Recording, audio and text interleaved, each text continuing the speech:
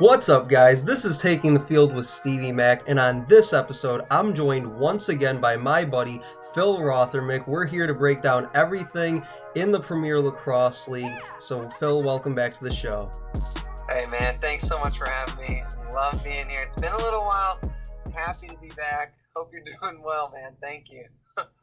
Yeah, so like I told you off air before we jumped on here on the podcast, got a bunch of stuff that we got to go over here from the past several weeks here in Premier Lacrosse League action. We'll get to some of your comments and thoughts that you guys submitted to me through my Twitter handle at Stevie Mac Media. We'll get to some of those a bit later on in the show. But the thing I wanted to start off here with was the news that came out I believe it was Tuesday evening, about Justin Guterding being traded from the Chrome to the Whipsnakes. In getting back, the Chrome are going to get rookie defenseman Nick Grill. So I want to get your reactions to that trade. Yeah, I mean, this is it's a tough one. And, of course, we all, Gutty was one of the original six. He was one of the original six faces along with Schreiber and Rabel and K-Teen and Rambo and whoever else. So that it was wild to see him get traded. Of course, in the last couple of years, we've learned that seemingly nobody is safe. It seems like everyone's on the table to be talked with anyone. As far as this trade goes, though, I mean, it makes sense for both teams. I think this is a bigger. It shows us a little more that maybe Rambo won't be around anytime soon. If Rambo was supposed to be here this weekend, why would they worry about it? And now Gutty's a lefty as Rambo is, and they're totally different players, right? Totally different guys. But at the end of the day, you know what it is? They're both great attackmen. Done.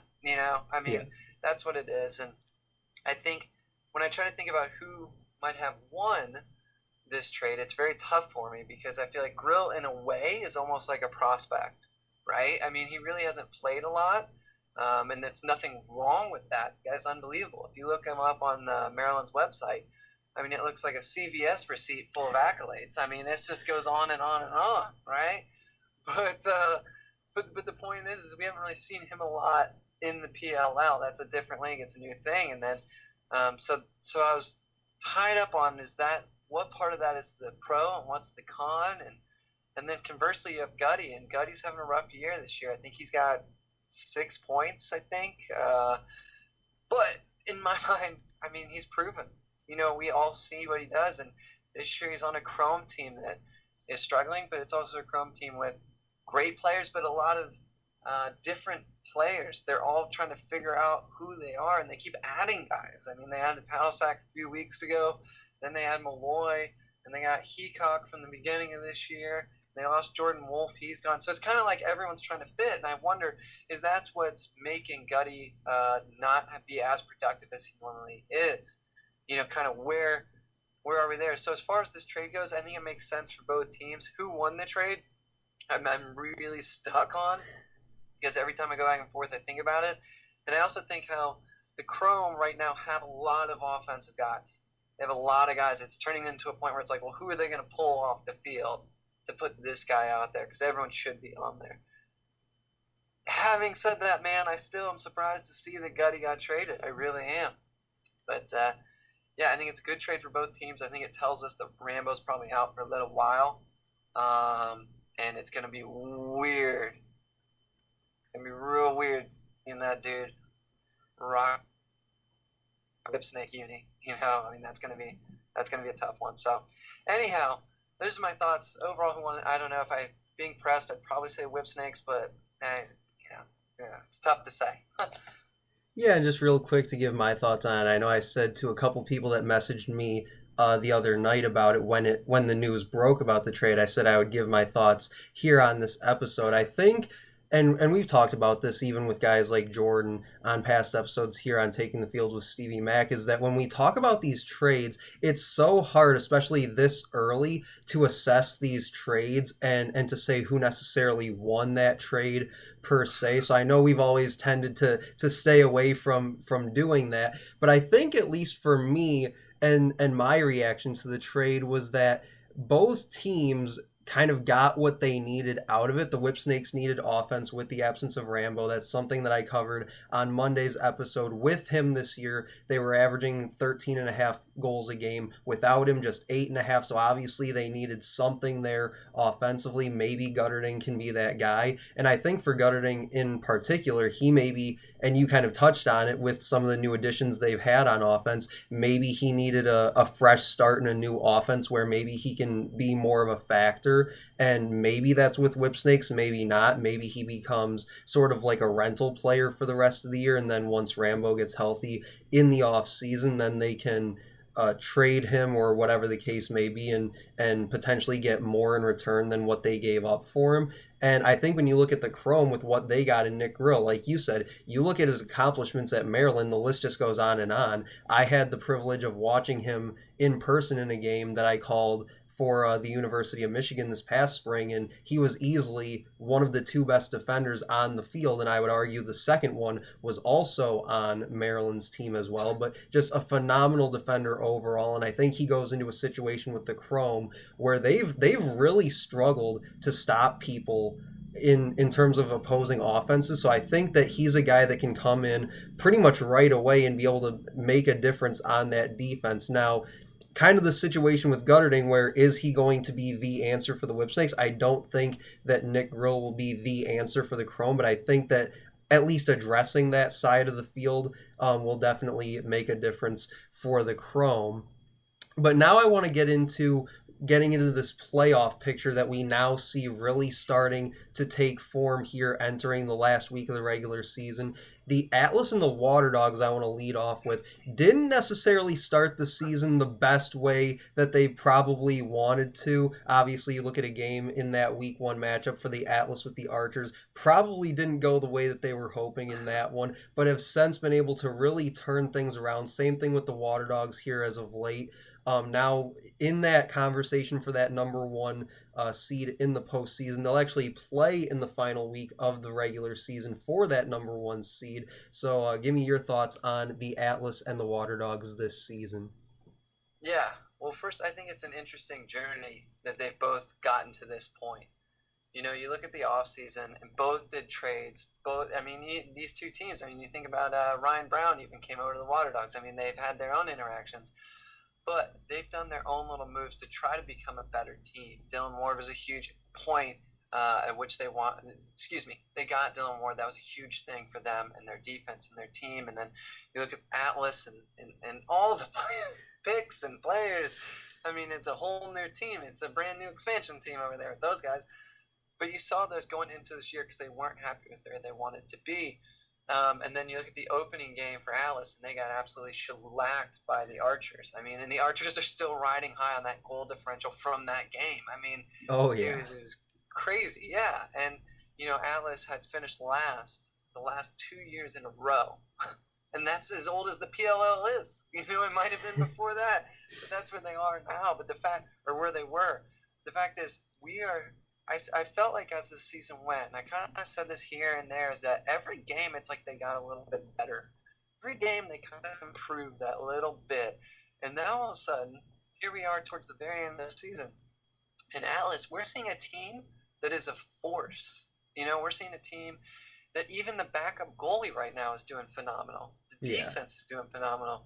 They're playing clean lacrosse. They aren't having a lot of turnovers. They're getting a lot of ground balls, though. Their attack unit as a whole is elite. Their midfielders are elite. And let's not forget, Dox Aiken, who's been mostly absent the entire year, is showing up all of a sudden, which is a big problem for every other team. If they got one more rookie that's going to show up and be a freak, yikes. And then you look at the Water Dogs on the other hand. The Water Dogs, I feel like, did nothing, quite honestly, for a while. I mean, I was on someone else's podcast and I just said that they're stagnant. Like, why are they playing? You know, like, they're never horrible, they're never good, they're just kind of there, you know, whatever. And all of a sudden, one day, the Water Dogs showed up. And they decided they wanted to show us all who they were and who they could be, that, you know, those sort of things. And they did it. And they've been winning games since then. And not just winning, but winning in ways that look elite. Winning in ways that look convincing, and they look almost comfortable. They look like a team that's supposed to do this. And that is awesome. It's a lot of fun for fans, and it's a lot of fun for this league, and I love it. But to get to your point now, we have these two teams. Here's how they got here, and here's where they're meeting. I think it's going to be interesting because I think Atlas is the real deal. I really, truly think Atlas is the real deal. I think they're a threat to win it all this year, every bit as much as anybody in the league. I think the Water Dogs, on the other hand, I waver just a little. By that I mean a real little, because I think the Water Dogs, while they've been dominant, they haven't been dominant as long. And so it's kind of like, where is this just a little wave? Is this kind of this momentum? Right. What happens when Ward has an off night? What happens when Ryan Brown can't score anything? Or Connor Kelly, or whatever. I'm just giving examples. Yeah. What can the team overcome that? That's where with them I'm a little bit iffy. Atlas, I really think Atlas is the real deal. Win or lose this next game, going into the playoffs, I think that they are a force, and I think every team should be worried about playing them. Yeah, absolutely. And I think for the Atlas, one of the amazing things is, I think I said this on Monday's episode, is in their last 4 or 5 games, I believe, yeah, they have a 5 game winning streak now. In that streak, I believe they're plus 23 in their goal differential, which is now plus 13 for the season. And you mentioned they're still kind of being haunted in a way by that game against the Archers. So it's actually incredible how down they were after that game in terms of score differential to where they are now. And you mentioned what the Archers score differential is because of that game. So it's really interesting to see how the Atlas have really been able to bounce back from that. And I remembered seeing somewhere within the last few weeks that somebody said that Tucker Durkin even said, yeah, that was our wake-up call. We knew we weren't going to go into that game fully where we wanted to be, but it also made us realize we were nowhere close. Right, so we needed to take on that challenge of saying, hey, this is on us. We need to get better in these areas, and here's how we're going to do it.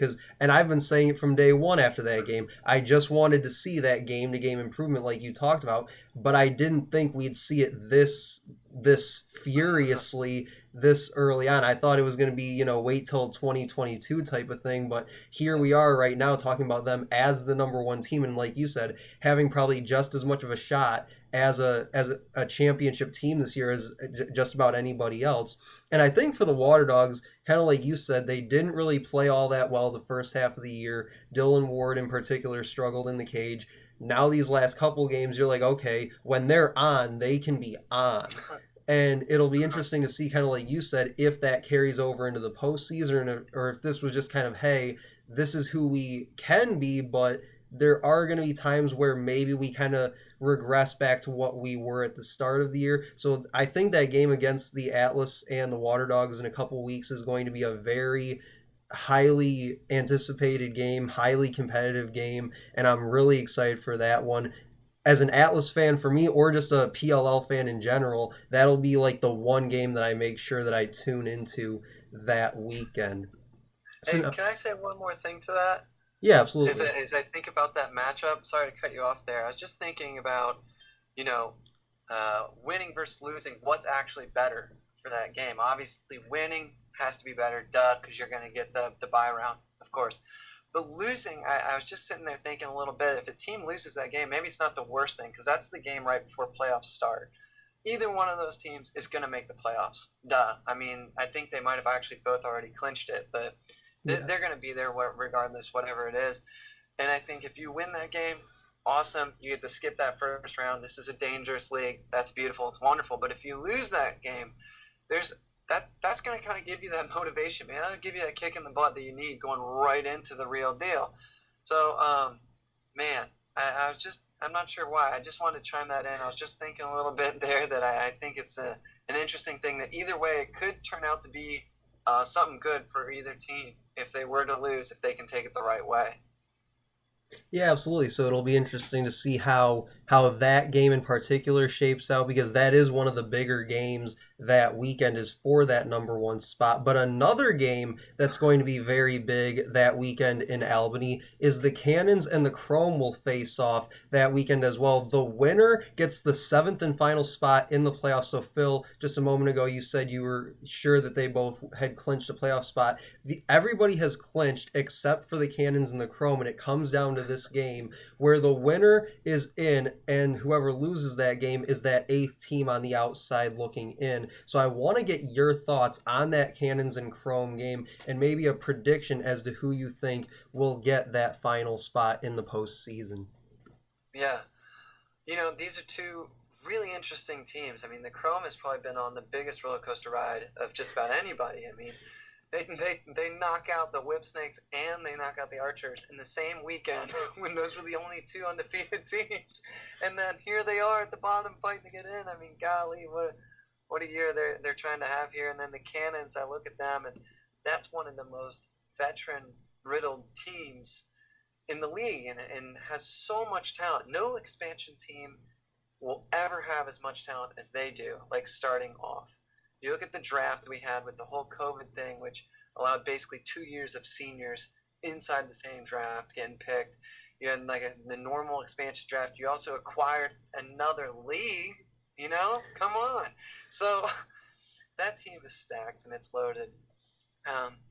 When I think about the Cannons, it's like kind of part of me wants to feel for them a little bit because, I mean, they have so many games and to lose so many games by one goal. And they're so good, but their record doesn't show it. And it's like you're right there. I don't know how you can miss out on so many. And Chrome, we've talked about their stuff, but if I'm going to pick what I think is going to happen here is I'll have to say that the Cannons, I think, are going to be able to pull this one out. I think Lyle Thompson right now he is on fire. I mean, he's feeling it. He's moving. He's doing the impossible, which is just an ordinary day in the office for him. And that's a team that really does well. Morocco does pretty good out there too. And I think also, if I'm going to be honest, I think the Chrome is just having too many struggles right this second. I think the Chrome has kind of lost their identity a little bit. I think defensively, they rely on Galloway a ton. I think if Galloway doesn't have a 70 plus, 65 plus save percentage game, then they lose. And that's a lot to ask of a goalie to be at that level to kind of mask the mistakes. They have a lot of turnovers. That's a big issue. So having said those things, I think it's going to be the Cannons that will win.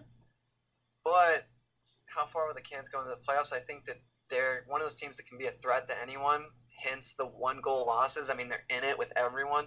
Yeah. But do I think they're going to go super far? No. I just don't see it happening. But in this particular game, I think they win it. I think they get in. Unfortunately for Chrome, I think they're sitting on the sideline watching the games play on TV. Peacock, excuse me. Yeah, I think for me, just to kind of give my assessment on this game and on these teams in particular, it's going to be really interesting for me to see, I guess, which positions win out, which style wins out in this game, because you look at face-off, I would give the advantage to Chrome in that situation because of the struggles that the Cannons have had throughout the season at the stripe. But we know how good, like you said, how good this Cannons offense is with guys like Lyle, how good Rabel's been this year, and just how deep they are offensively. I think you have to give the advantage offensively to Cannons, but I would also give the advantage defensively to Cannons in this situation. But I would say goalie probably about even in this one between Morocco and Galloway. But like you said, it's going to be a lot of pressure on Galloway to really be at his best in that game, especially with the shots that he's going to be seeing from that Cannons offense. So it's almost like if I had to say the equalizer in this game is going to be at the stripe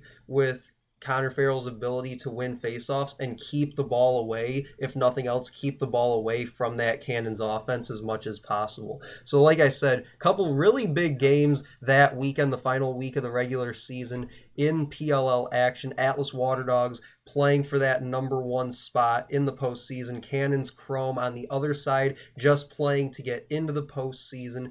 But as I said at the top of the show, I want to end this with getting some of your guys' thoughts and comments in the mix as well. So from our buddy Shrek on Twitter, he says, if Phil was in the player pool, which team would pick him up and why would they pick him up? So, like I said to you before we jumped on here a little bit ago, I want to change the wording of this a little bit. And I want to change it to, if you were in the player pool, who would you want to be picked up by and why? That's a tough question. First of all, love the question. Second of all, tough question. I will say this: when I played back in the day, there are two things I was really, really good at. It was not scoring or assists, but I was a ground ball machine. I just had the mindset was if the ball dropped and there was 10 guys on the other team right around me, like I was going in it and I was going to get it. And if I didn't get it, I accepted it, but then the next time the ball hit the ground, that was mine. So, I try to think about, like, I think teams that really put an emphasis on basics, and one of the first ones that just jumps to my mind is Whipsnakes with Stagnita, and how he really preaches, going for singles and playing good lacrosse and doing the things you need to do to be right. That's someone I could see trying to get me, but the one that, the other thing that I think I do pretty good now as a coach, and I did good then, is I'm a heck of a motivational guy. I love to boost the team. I love to get everyone amped. When people are feeling down or whatever it is, I love to get the people going. And when I see, look online, I see all sorts of teams that are feeling it and they're having fun. But when I see the Redwoods team and I see Jules and Miles Jones and Perkovic and Garnsey and all those guys, they look like they're always having fun. To me, in my opinion, they always look like they're having a good time.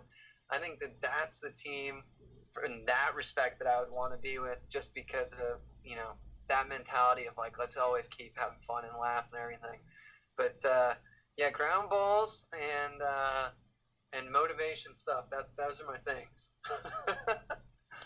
Yeah, I think those would both be two really good teams to go to. Obviously, it's never a bad thing when you get picked up by the back-to-back champs in a team like the Whip Snakes.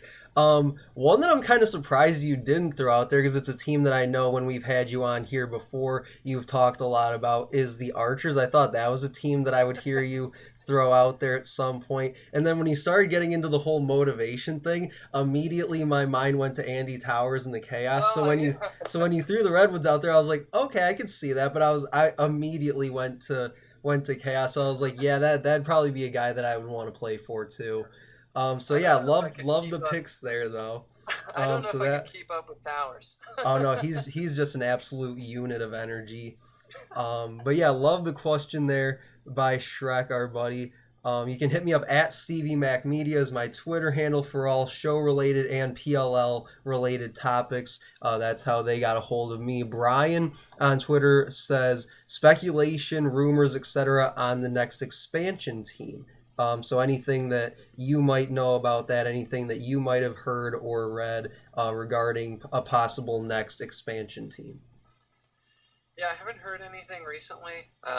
Something that is, kind of well known at this point is that at a certain point the Rebels would like to make this a city-based league, much like the NFL or Major League Baseball or what have you, where you'd have the Columbus Archers or what have you.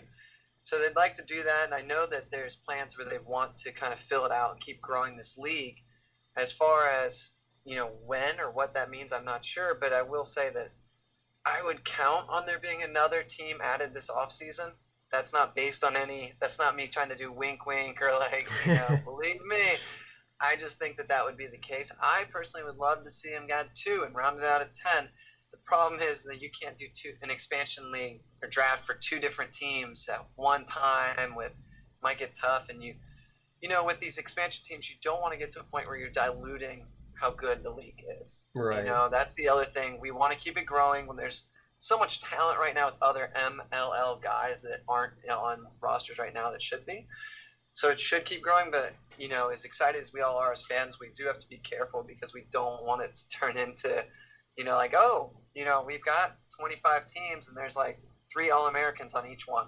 That sort of situation. And then as far as names, I'd be interested. This is something I'm curious about. Is I'd be interested to see, are they going to do a fresh new team name, kind of like they obviously did with the original 6 and the Water Dogs, or will it be like the Bayhawks LLC, like there, or what I'm saying, or the Little Lizards or things like that. I'm not sure. Be interested to see that as well. But unfortunately, no current rumors. But I would Yeah. say at the rate right now with the growth that they're trying to achieve, I would assume that we're going to see a lot more. Yeah, and I think just to get my quick 2 cents in on it, um, it seems like what they're, at least what I think they're hoping for, is to do one team like each year or so until they absorb all those MLL teams. So I think what they're going for is to bring those MLL teams in and kind of like you said, make them the Lizards LC or whatever, kind of like they did with the Cannons. And two teams that I've seen names thrown around for since the Cannons were the first ones brought in was possibly the Outlaws being the next one, or I believe, like you said, I think the Bayhawks was the other one that I saw. So it'll be interesting to see if that trend continues and they stick with the MLL teams, bringing them in, making them the Outlaws LC or whatever, like you said. And then kind of like I said, I think they're going to do that one team each year, even if it's an odd number. They'll figure out something schedule wise for how these weekend games will go. But I think they'll do it one at a time until all those teams are officially brought in, and that's when you'll start to see that conversation about city structure as far as the team placement will go. But I don't think you're going to get into that until all those teams are officially brought over. And then the last comment from Brian as well was he wants to know potential championship matchup, given the way that the standings currently look. So obviously earlier we talked about Atlas Water Dogs playing for that number one spot, Cannons Chrome working their way to get into the postseason. So Brian wants to get your thoughts on a potential championship matchup here in 2021 for the PLL. Yeah, this is a tricky one. I think Atlas. I do think that they'll be in it. Hopefully, I didn't just jinx them or curse them, but I do think Atlas will be in it. The other side I think about is the Archers. I definitely think the Archers are as talented as anyone on paper. Thing is that they win on a 3-game loss streak, and Yeah. if you told me that at the beginning of the year, I would have been pretty surprised with how that stacked that team is. So they can be a little bit, this way, that way, but maybe that loss streak is all they needed to get going. And then I also think about the Redwoods a little bit because I think the Redwoods, I've said since the Cannons game at the beginning of the year, are probably the most Dr. Jackal, Mr. Hyde team in lacrosse. Even in that first game, you didn't know what you were going to get. I mean, you look at the Chaos game they lost. They didn't score in the second quarter, and they didn't score in the fourth quarter. I mean, it's just for some reason at times they can't quite get things to click. They'll miss, this last game where they played the Archers. They had 3 2-pointers. Huge. Great. But those also kind of help mask how bad their shooting was on trying to hit the cage the rest of the game. But then at the same time, they've got TD, who is the best in the league. Troutner steps up, the defense steps up, and the offense is just move the ball and scoring. And Kavanaugh's gone off this year. So it's like, which team are you going to get? And I think if the Redwoods can stay on and with their getting going, their kind of attitude, they can be a team that's easily there. But they cannot afford to slip up because every time they've slipped up this year, that's when they've missed a game. Atlas, on the other hand, I mean, I really believe in them to at least get there. Yeah, and I think real quick before we get ready to wrap this episode up, just to get my thoughts on the potential championship matchups that we might see. Like you said, I think it's hard to discount the Atlas at this point with what they've been able to do over the past 4, 5, 6 weeks of the season, with what they've done with that 5-game winning streak. Now having that number one spot in the standings. And as an Atlas fan myself, I would love to see, after being a day one Atlas fan all the way back from the very beginning, to see them make it that far. And even if they don't win it, just to make it to that game after the way they started the year and after how nobody really expected them to be this good this fast with the moves that they made this past offseason. Would love to see them even just make it to that championship game. But like you said, I think it's really there's a group of 4 that really I think you could make a case for getting there. Whip Snakes, depending on what Justin Guterding can do with this offense, maybe could work their way into that group. But for me, it's really the Atlas, the Archers, the Redwoods, and then the Water Dogs, kind of like you said earlier on in the show, what kind of team are they going to be once we hit postseason play? So that'll definitely be a team that I think has more than enough there to be able to make that kind of a championship run. And then really it's kind of everybody else, whether the Cannons or the Chrome make it. Chaos maybe can steal a game in the first round and shake things up the rest of the postseason, but it'll be very interesting to see how that all shakes out. As always, as we've been saying basically this entire season, we never know what's going to happen from game to game, and I think the postseason is going to be no different. But Phil, thank you so much for joining me on this episode, man. That'll do it for me and Phil on Taking the Field with Stevie Mac. Make sure to like, comment, and share on this post. As always, guys, let us know what you thought about some of the things we covered here on this episode. You can also check out the podcast anywhere you get your podcasts, including Apple Podcasts, Google Podcasts, Spotify, Anchor. It's even on YouTube as well for you to find there. But that'll do it for me and Phil. We'll talk to you guys later.